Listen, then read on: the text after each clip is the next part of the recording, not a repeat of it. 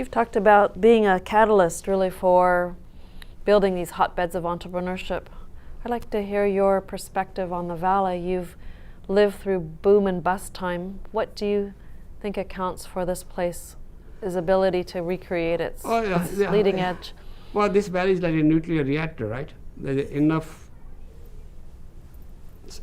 fuel here, right? Critical mass. Yeah. Technical talent, legal talent, marketing talent, financial talent, right?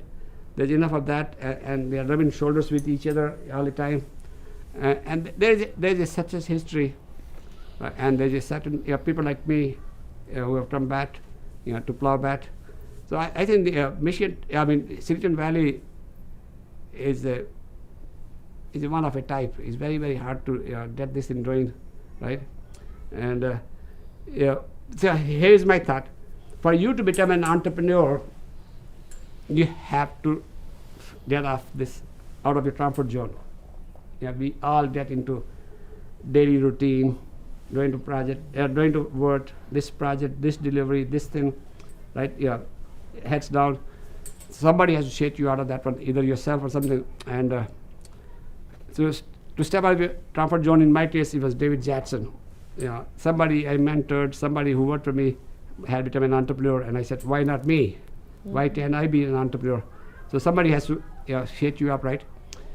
But for that, you have to have this belief that people like you can be entrepreneurs. Yeah, so role models become very important. If people of your background become very important. In my case, there was no role model, so that was a very unusual case. But I have learned that if somebody who has similar background to you becomes an entrepreneur, it becomes easy for you to imagine that you can be one too. So Michigan Tech was that problem because there was no information Tech other than me who was entrepreneur. It was very shocking to me, and I was not average Midwestern, beef, meat and potato dry, right? So it wasn't very easy for them to relate, but I persisted there. So you need to have role models. You need to be able to challenge yourself. Why not me? Because nobody from outside can challenge you. Yeah, your parents say, settle down, get a job. You're not a kid anymore. Entrepreneurs are not not seen until they succeed as desirable, right? No mom says, son, give up everything and do that for the next 3 years. So there's an emphasis to conform, to be disciplined, and it's a painful process. 2, 3, 4 years of substandard salary, opportunity cost, and all that. So you have to decide. You have to put pressure on yourself. And so I tell people, this journey into unknown, has to be self-motivated. As you look at the Valley and look ahead, none of us have a crystal ball, but are there things that you think are threats or concerns that would change the Valley's ability to be an incubator for next generation entrepreneurs? Yeah, this very is somewhat trouble, right? Facebook and Google are sorting up all the talent, right? Facebook and Google are producing roughly about $2 million per employee as revenue, which is unthinkable, right? Yeah. So they can pay salaries which are unbelievable. They can have this fancy. If you go to, have you been to Facebook campus? My two kids work at Facebook. It's a Disneyland, right?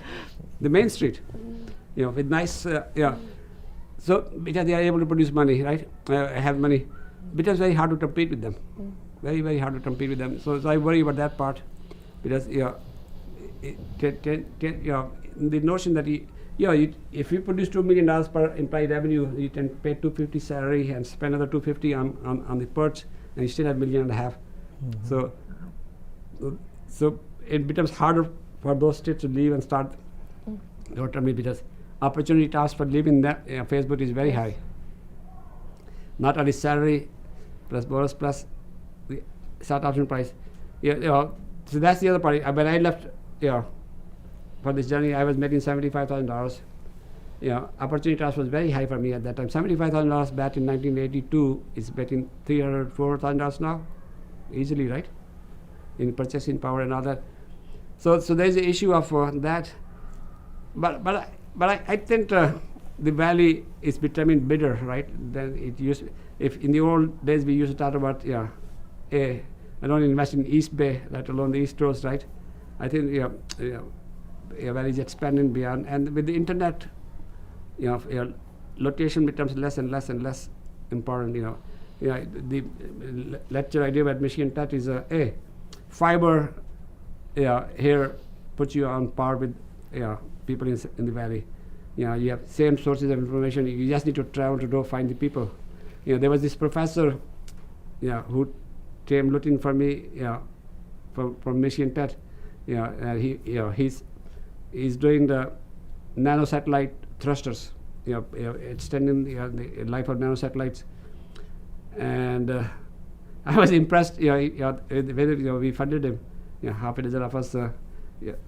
Not through inventors, but my old syndicate invested $1.5 million in him, and he's doing this stuff out of Michigan Tech, and he's So my sense is it's very hard to know what's going to happen. Silicon Valley will maintain its then for foreseeable future. The Facebook, Google, these guys have become too big and too powerful to maybe even suppress some of this growth, right?